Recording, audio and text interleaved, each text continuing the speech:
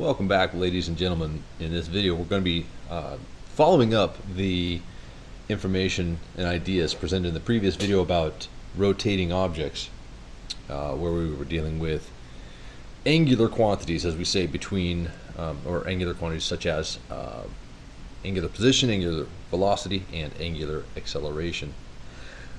But there are some links, and in the previous video, links to linear motion. In the previous video, you saw some equations and how the equations were quite similar.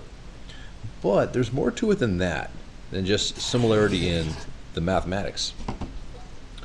So, I want to present to you the situation where we're going to look at a wheel, because wheels rotate, and might be a bicycle wheel, car wheel, really doesn't matter. They're about the center there, and we're going to examine a part of this wheel, some little bit of the tire. If this is a bicycle wheel, you can imagine the tire being around the perimeter, and that little bit of the tire, for example. Now what's going to happen to it as the wheel is rotating? Well, if we give the wheel an angular velocity in this direction, then that little bit right there, when it's at this location, will have a tangential velocity in this direction, right? There's a tangential velocity. And as it moves around to a new angular position, we might examine it when it is here. Well, when it's at this location, there will be a tangential velocity in that direction. Clearly the direction has changed, but let's suppose for the time being anyway, that the angular velocity is constant, and therefore the speed here and here is the same. Okay, fine. Well, we're going to look at this, we can say to ourselves, maybe this is a part of the rim of a wheel or the tire. Maybe this is a person on a ride at an amusement park where the ride is rotating in some fashion. And you can think of the person or this bit of wheel as moving in a circular pathway. So there is this link. So that's what we want to look at. This tangential velocity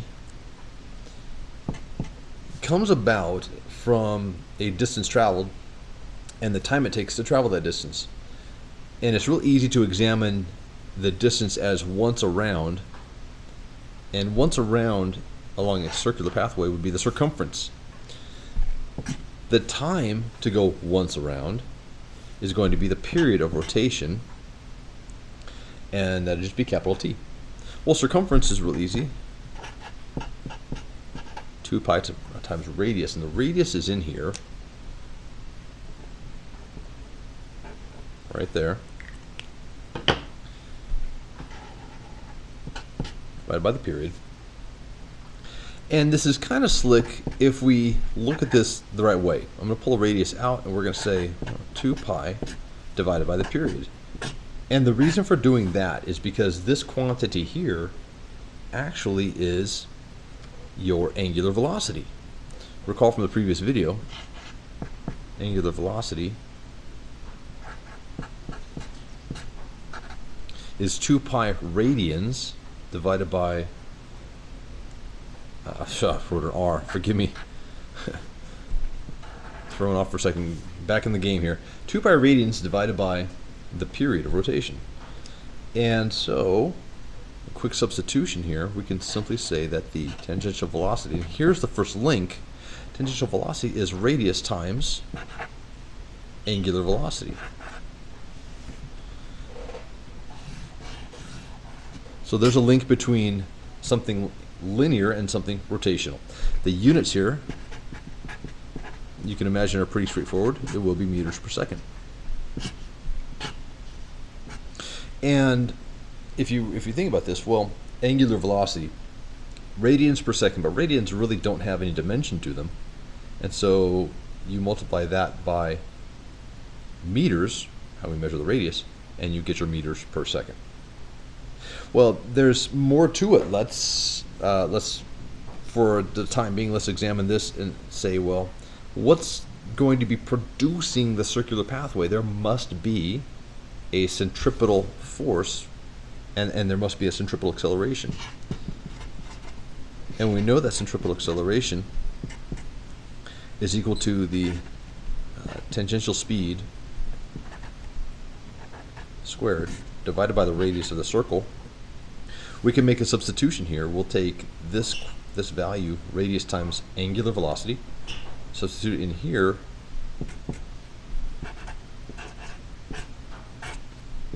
and we'll see what comes out.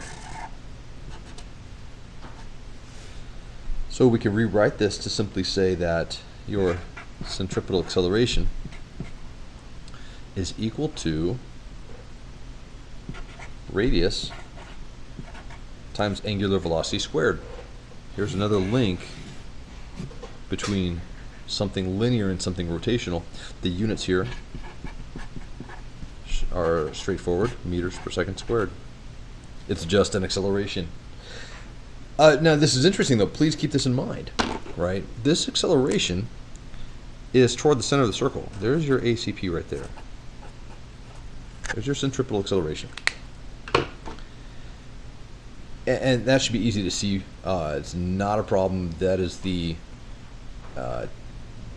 thing that will cause the direction to change. As it rotates around the circle, the direction of that arrow is changing.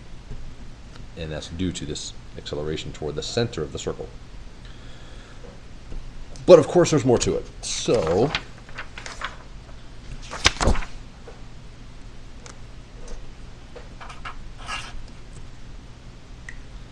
now what if we look at this and we say, okay, we were talking about a constant angular velocity, and there's still acceleration happening. That little bit is still being accelerated, but toward the center of the circle to produce a circular path. Easy enough. But what if the angular velocity is not constant? What if the speed of rotation of this whole object is increasing or decreasing? Then there will be some other things going on beyond that. So if angular speed changes,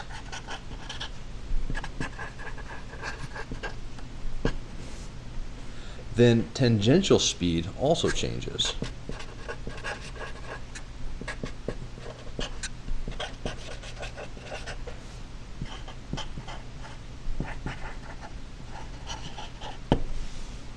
And so let's look at that. I mean, imagine this. If you increase this quantity right here, then what's going on to your tangential velocity or tangential speed? That must also increase. Very straightforward relationship here is linear relationship. So we can see that there will be a change in tangential velocity, speed really, and this is due to an increase or maybe just a change in the angular velocity, right? So what do we know? We know that a tangential acceleration will come about because of this change in tangential velocity, and it's simply the rate of change of that tangential velocity. But this guy is that guy. So we have radius times change in angular velocity divided by a time interval. And well, what do we know about that? Well, we can say that, oh, not on that page, sorry. This quantity right here, if you look at it,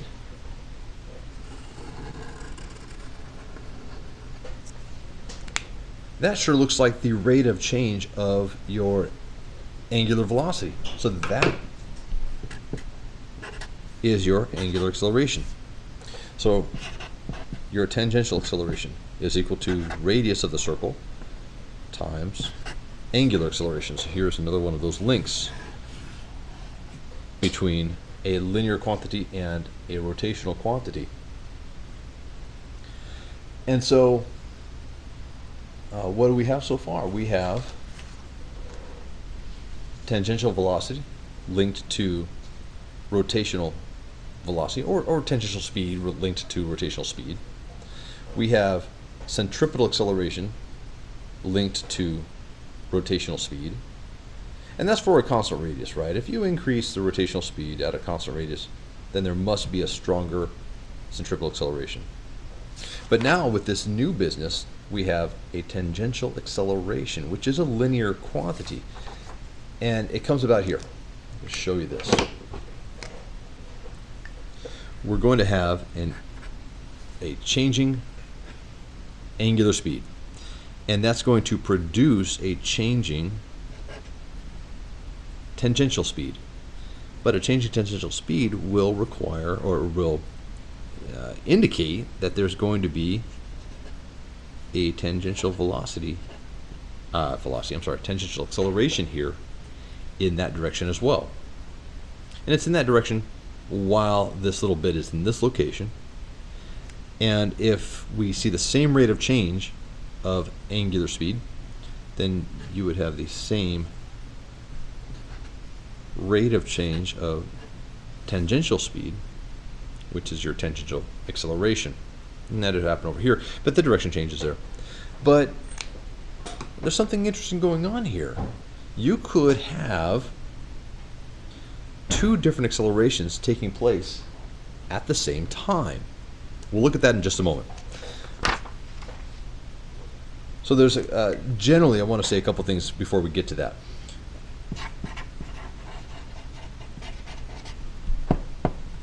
Generally, these two accelerations, you have a tangential acceleration, and that is equal to radius times angular acceleration. It's not an x, sorry, it's an alpha. And this is due to changing angular speed.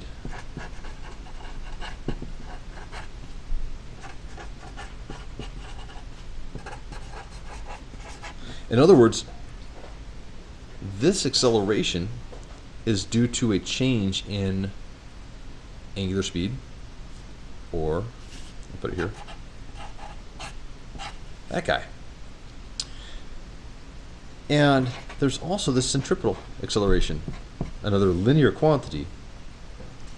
But this is equal to radius times angular speed squared. And this is due to the changing direction of motion.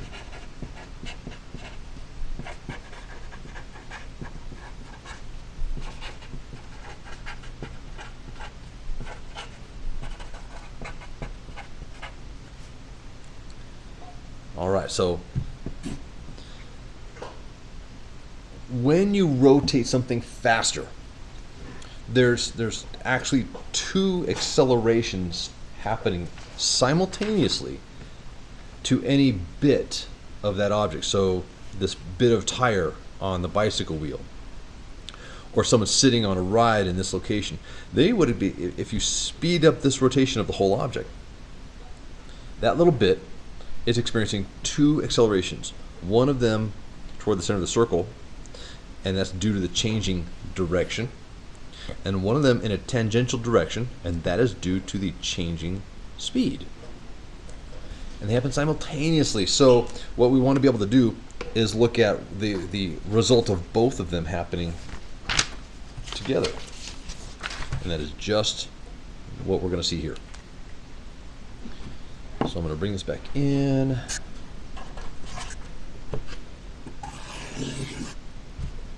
Circle. And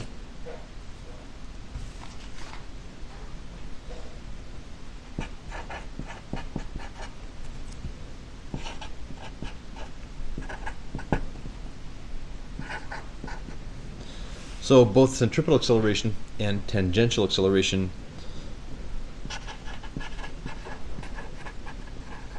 happening at the same time.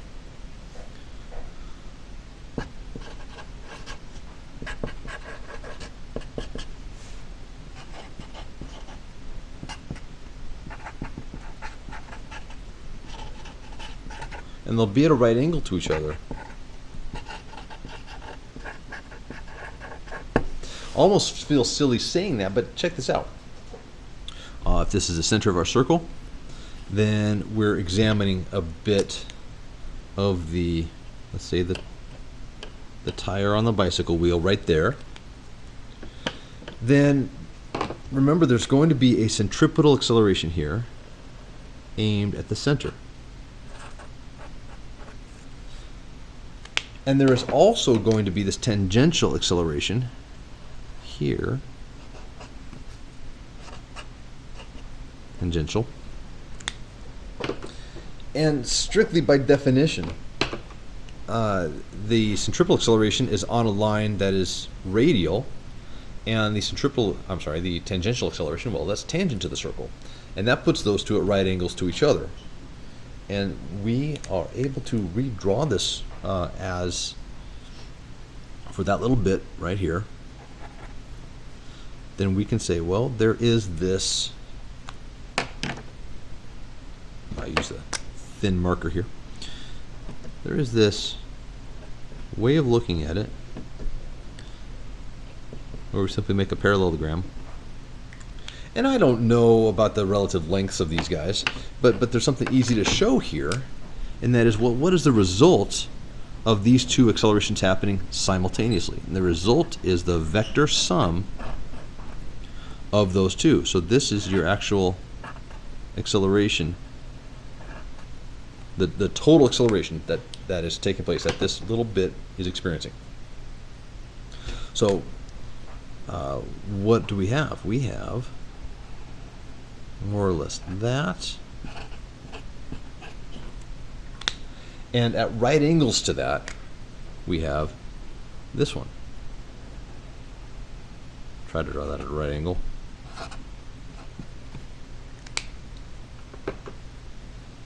So the result, well, okay, the right angle is here. So the result makes a hypotenuse on this. Now we have a right triangle, and this is kind of convenient to recognize.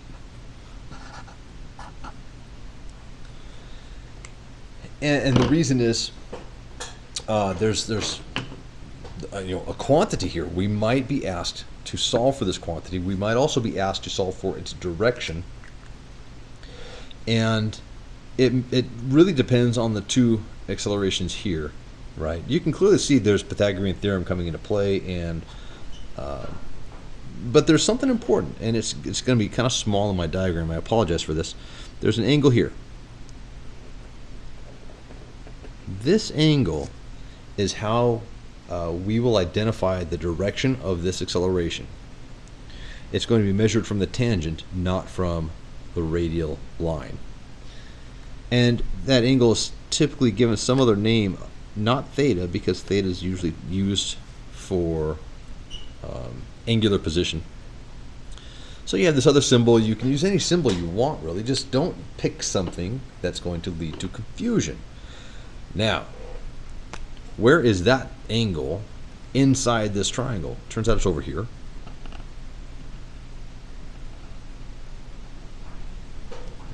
Here's our angle. And so here's the interesting thing. First of all, looking at this as a hypotenuse, you can say that the magnitude, so I'm going to do this. Magnitude is just absolute value. All right, direction doesn't matter. You can find the magnitude using Pythagorean Theorem. And so that's going to be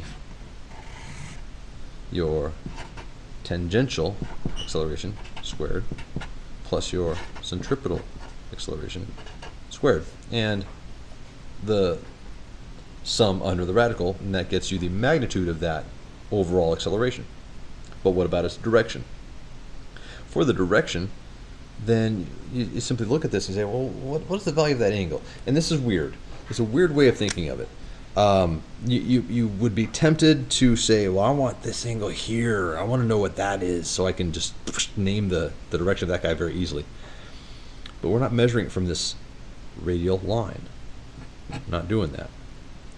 We're actually measuring it here. So once we once we quantify this angle, we do have a direction for this vector. We do. But it's a direction measured from a tangent line instead of a radial line. So keep that in mind, please. So what is that going to become? Well, I just need that angle.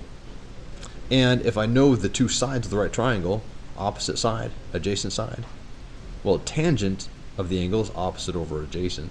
So inverse tangent.